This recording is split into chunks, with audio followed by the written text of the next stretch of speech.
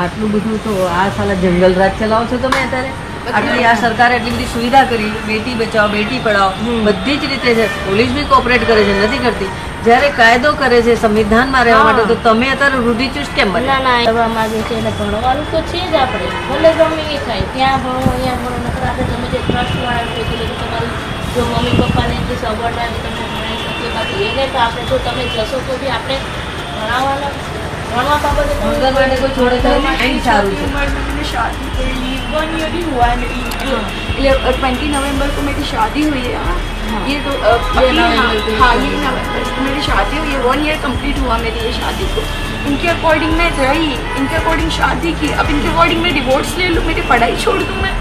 मतलब कोई लड़की में तेरा चाहना ही नहीं। घर बैठी हुई होंगी ना तो इनको ऐसा आएगा कि ये एक स्टडी का प्रॉब्लम की वजह से टॉर्चर करते, और जो मैं घर बैठी हुई होंगी उसकी वजह से भी ये लोग एक ज कुटुंबમાં બે દીકરીઓ આપેલી છે. એકના 4 વર્ષ લગ્ન થઈ ગયા અને 2 વર્ષનો ને 3 વર્ષનો દીકરો 3 છે. साल का मेरा बाबा रहेगा, बेटा એના પાસે જ मेरे છે. दादी के पास रखा है, मेरे पास ही रहता है, मेरे मम्मी पापा पास ही रहता है। એ તો દીકરાને રાખવા તૈયાર નથી. बोलते हैं कि मेरे मेरे बस बच्चा भी नहीं चाहिए। मेरे ससुरा और इसके ससुरा कजिन्स होते हैं, खाला के खाला के लड़के होते हैं।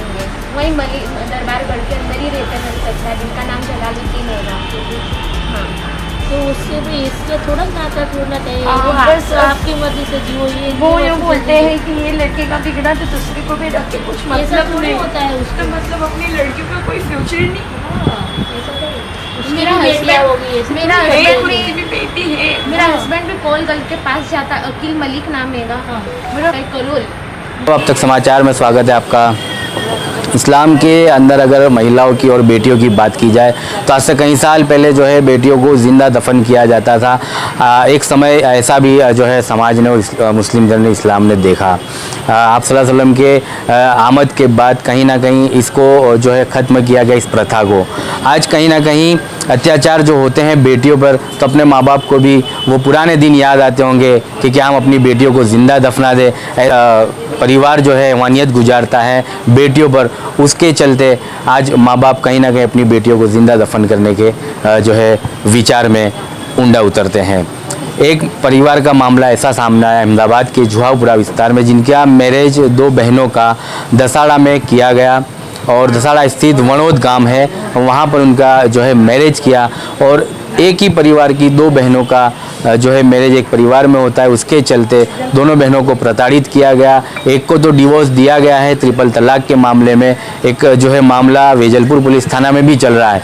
उसी के साथ साथ दूसरा एक मामला वेजलपुर पुलिस थाना में आया है कि उनकी दूसरी बहन थी, उनको भी घर से निकाल दिया गया, मारझूड़ की गई और उनको प्रताड़ित किया गया। क्या कुछ हकीकत है और क्या है पूरा मामला, अखिल भारतीय महिला संघ के माध्यम से ये पूरा मामला यहाँ पर उजागर करने में आया। और दोनों बहनों को लेकर अखिल भारतीय महिला संघ की प्रमुख जरीना खान के माध्यम से इनको वेजलपुर पुलिस थाना में लाया गया। हम उनसे भी बात करेंगे, लेकिन पहले पीड़ित जो बहनें हैं उनसे हम बात करेंगे, क्या हकीकत थी, क्या मामला था, पूरा तफसील से। मेरा नाम शेख रहनुमा है, मैं 22 ईयर्स की हूँ। मेरा बीएससी पढ़ाई अभी चालू है। अभी मेरा बीएससी स्टडी चालू ही है। पहला पॉइंट ये है कि मेरी जो सिस्टर के इश्यूज़ चल रहे हैं वो मेरे अंदर ला दिए हैं। मेरे अंदर वो कर दिया है कि पहली सिस्टर को ऐसा है ना, तो दूसरी, पहली सिस्टर घर बैठी है ना 13 महीनों से, तो दूसरी भी लड़की को बिठाओ, फिर पता चले कि दूसरी के साथ हुआ, फिर पता चले कि दोनों लड़कियां कैसे घर बैठी हैं। क्या दूसरे को डिवोर्स मिले ना तो अक्ल ठिकाने आवे इन लोगों की, इस वजह से। और दूसरा पॉइंट ये है कि जो मेरी पढ़ाई चल रही है ना, तो मेरे ससुराल वाले वो चाहते ही नहीं कि मेरी पढ़ाई हो, मेरी पढ़ाई चाहते ही नहीं है कि मेरी पढ़ाई हो। और यूँ बोल रहे हैं कि घर में ही रोटियां डालनी है ना, तेरे पढ़ाई करके मतलब ही क्या है। इस वजह से मुझे इतना मारा, इतना, बस ये पॉइंट पकड़ के मुझे इतना मारा है। अखा मेरा चश्मा तोड़ के, मेरे आँख में से चश्मा तोड़ के मेरे मुंह में कांच डाल दिए, जानलेवा हमला किया मेरे को अखा मुंह पे, तो क्या दबा के मेरे हस्बैंड का वेट किया कि वो उसका हस्बैंड आवे तो उससे मारे। मुझे इतना मारा इन लोगों ने। और ये धमकी देते हैं कि पुलिस की धमकी देती है हमें। पुलिस में तो हम छोटे बड़े हुए, तेरे को मार के दफना देंगे ना तो भी पुलिस हमारा कुछ बिगाड़ नहीं सकती। तो इनके अकॉर्डिंग हमने शादी की, इनके अकॉर्डिंग मैं रही, और इनके अकॉर्डिंग हम डिवोर्स ले ले में, वो भी कोई प्रॉब्लम नहीं थी। प्रॉब्लम कुछ भी नहीं, थोड़ी से मैटर में इन लोगों ने बोला कि डिवोर्स ही चाहिए। और इनकी बेटे सास ससुर हमारे वहाँ पे यूँ बोलते हैं कि हमारे वहाँ पे बेटे तलाक नहीं देते, बाप देता है। बाप बोले ना, बाप और जो आरिफा है, अब्दुल्ला खान के जो लड़के हैं, मरहूम अब्दुल्ला खान के लड़के अमन खान और आरिफा बीबी, वो लोग बोलते हैं कि हमने तलाक का बोल दिया ना, बस हमारा बेटा भी देगा। जो आरिफा है वो बोलती है कि अयाम खान को यूँ बोलती है कि अगर तूने तलाक नहीं दी ना तो मेरा बेटा नहीं, तो इसको ऐसी तलाक दे पूरे गांव में, इसको भिखारी बन के हम इसको घुमावे। तो लड़की को कोई इज्जत नहीं, कोई सेल्फ रिस्पेक्ट नहीं। मतलब मेरी सिस्टर का हुआ तो बोले कि इसको ये भी क्या काम किया हमारे, इसको भी घर बिठा दो, इसको डिवोर्स ही दे दो डायरेक्ट। तो मतलब हमारा कोई अस्तित्व ही नहीं। हम दूसरी बहन से भी पूछताछ करेंगे कि उनका तो डिवोर्स हो चुका है, लेकिन उनके चलते एक जो इनकी बहन है, इनको डिवोर्स के लिए प्रेशर किया जा रहा है और पढ़ाई के लिए इनको रोका जा रहा है। एक तरफ सरकार कहीं ना कहीं बेटी पढ़ाओ बेटी बचाओ का नारा लेकर चलती है, तो दूसरी तरफ परिवार के लोग बेटी को पढ़ने नहीं देते और उनको ऊपर अत्याचार गुजारते हैं। ऐसे मामले में सरकार कितना इनकी मदद करेगी, ये आने वाला वक्त ही तय कर पाएगा। फिलहाल हम इनकी बहन से बात करते हैं। मेरा नाम शेख शना है, मेरी उम्र 26 साल की है। मेरी शादी 2019 में हुई थी समाज के रीति रिवाज के हिसाब से, और मेरी शादी के 1.5 साल हुआ, उसके बाद मेरा 3 साल का बच्चा भी हैगा। उसके बाद मेरे हस्बैंड मेरे को इतना टॉर्चर, हर तरह से टॉर्चर करते थे, पैसों के लिए हर तरह से मेरे माँ बाप के पास मांगनी पैसों की करते थे, फिर भी मैं ला के देती थी।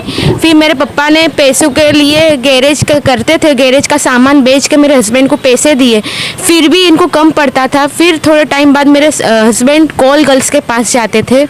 उनका नाम, मेरे ससुरा का नाम जलालुद्दीन मलिक है, दरबारगढ़ में रहते हैं। मेरे हस्बैंड का नाम मलिक अकील खान है। ये लोगों ने मेरे को इतना मारा। मैंने कॉल गर्ल्स के पास जाने का रीज़न पूछा, ये कलोल जाते थे, कलोल में नाइट की नौकरी का बोल के न जाते थे कि मैं नाइट की नौकरी करता हूँ, और उसके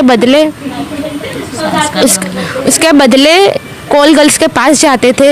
ये सब का मेरे को पता चला तो मेरे हस्बैंड को मैंने पूछा नहीं ये सब रीज़न का, तो मेरे को इतना मारा। मेरे सास ससुरा ननद मेरे हस्बैंड, ये सब ने मेरे को मिलके इतना मारा, इतना टॉर्चर करा, और फिर मेरे को ट्रिपल तलाक दे दी थी। तलाक देने के बाद मैं यहाँ पे मम्मी के घर आई। उसके बाद हमने केस दर्ज करा, लेकिन फिर भी वो लोग नहीं डरते कि इनका उवैस मलिक है, वकील है, इनके रिलेटिव में ही है वकील, इनके सगे ही होते हैं। वो मेरे घर आके, हमारे घर आके मेरे को डरा धमका के गई कि न बताऊँ तू केस वापस ले ले, ससुरा का ननद का सबका नाम निकाल दे के वे, नहीं तो मैं तेरी उम्र निकाल दूंगा, सफ़ेद बाल कर दूंगा, लेकिन तेरे को तलाक होने नहीं दूंगा। मेरे को इतना टॉर्चर ये लोग अभी हाल में भी करते हैं। ना मेरे बच्चे की खबर लेते, ना मेरी खबर लेते, और बस कहते तेरे को ऐसे ही परेशान करूंगा मैं तेरे को। ये आपको पता कैसे चला कि आपके हस्बैंड जो है कॉल गर्ल्स के पास जाते हैं, और ये पूरा मामला किस तरह उजागर हुआ? मैं इनके फ़ोन में रात को ये सोते थे, फ़ोन चालू रख के सो गए थे। उसके अंदर मैंने इनके व्हाट्सएप में जाके, रात को मैं फ़ोन चालू था तो मैं रात को उठी फ़ोन बंद करने के लिए, लेकिन रिंग करके आए हुए थे, इनको होश बिल्कुल भी नहीं था। तो फिर मैंने सोचा कि हर टाइम फ़ोन पास में ही रखते हैंगे, मेरे पास देखने नहीं देते, बाथरूम में टॉयलेट में हर जगह साथ में लेके जाते हैंगे। तो मैंने सोचा फ़ोन चेक करूँ, तो अंदर फ़ोन के अंदर मनीषा कलोल करके नंबर 8 था, तो अंदर गंदी गंदी लड़कियों के फ़ोटोज़ थे। फिर मैंने रिकॉर्डिंग थोड़ा टाइम पहले चालू कर दी थी, तो अंदर रिकॉर्डिंग मैंने जाके सुनी, तो इतनी ख़राब बात की हुई थी, इतनी अपशब्द वाली इतनी ख़राब बातें की हुई थी, वो सब सुनी मैंने। फिर क्या नाना છે નાની છે ને ઓલી લાલ કપડાવાળી નાની નહીં નહીં વિડિયો કોલ કરો બતાવો ના ના વિડિયો કોલ તો તારે લગી કે બેઠો કરાયો નથી ડ્રિંક ડ્રિંક કરે છે કે નથી કરતા ના હો કોઈ નહીં 4-5 વાગ્યા સુધી જ છે બે એવું છે ને ભાઈ નીકળી જાય તમારું કલો લાગુ પડે કે નજીકમાં આવી જાવ ને એક તમારા હાટે અમે નજીકમાં આવી તમે રોજ 10 ગ્રાહક દેતા હોય તો નજીકમાં આવી જાય બીજું શું આવી જાવ કરીએ સેટિંગ લો એમાં શું વાંધો હાલો કરીએ ચર્ચા આજ બસ મારે શું એમાં પેલું છોકરીઓ બધું અહીંયા જ ને એટલે હવે અહીંયાથી નો નીકળે હવે પરમાનન્ટ કરવું પડે અહીંયા બરાબર સમજી ગયા ચલો છોકરીઓ કલાક એક માં આવું હાલો કલાક એ આ વાંધો નહીં લેતા આવજો 2-3 હારે वो सब बातें मैंने की थी। तो बस वो इनको ऐसे कि तो तेरे को पता कैसे चला, इनके माँ बाप को, पेरेंट्स को, मेरी सास जायदा बीबी, मेरी नड़न रूमा बानू, वो सब के सामने मैंने ये सब बात करी। तो वो लोगों ने सबने मिलके मेरे को मारा कि नहीं ये बात अब तेरे घर वालों किसी को भी बाहर खबर ना पड़नी चाहिए, कितना सब हुआ है। मेरे को तलाक दे दी, फिर भी मेरे को मारा, मेरे पास से फ़ोन ले लिया, इतना सब टॉर्चर करा। बस ये सब टॉर्चर मेरे सिस्टर को पे आया, सब मेरे सिस्टर के झेलना पड़ा। वो लोग इसके मेरे सिस्टर के सास ससुरा, बड़े ससुरा, सब चारों लोग मेरे घर आए और मेरे को बोला कि बस तू है बताऊँ, घर कर ले, घर चल जा। अब इस्लाम में के हिसाब से मैं डिवोर्स तो हो ही गया, तलाक हो गई है और मैं जा नहीं सकती हूँगी। और इतने गंदे गंदे काम करे होंगे, मैं कौन से हिसाब से, कौन सी गारंटी से इनके घर पे जाऊँ कि मैं जाऊँगी और मेरे को कौन से हिसाब से कैसे रखते कैसे नहीं। मेरी तो कोई इज्जत है, मेरी भी कुछ है। मेरे को अगर इस तरह से गलत कामों में लगा दिया तो उसकी जिम्मेदारी कौन लेगा। फिर भी कहते नहीं तू घर करो। मैंने मना कर दिया तो बस उसके बाद से मेरी बहन को टॉर्चर करने का शुरू कर दिया। इसके सास ससुर फिर मेरे सास ससुर के पास आते, शादी हुई ना तब से आते कि इसको है, अब मेरी लड़की का वो इसकी बड़ी बहन बैठी है घर में, तुम इसको इतने वो रखते हो, इसको वो रखते हो। वो आके मेरे सास ससुर को टॉर्चर करे, फिर वो लोग मुझे टॉर्चर करे, मेरे हस्बैंड को टॉर्चर करे, फिर हस्बैंड मेरा आवे गुस्से से फिर मुझे मारे।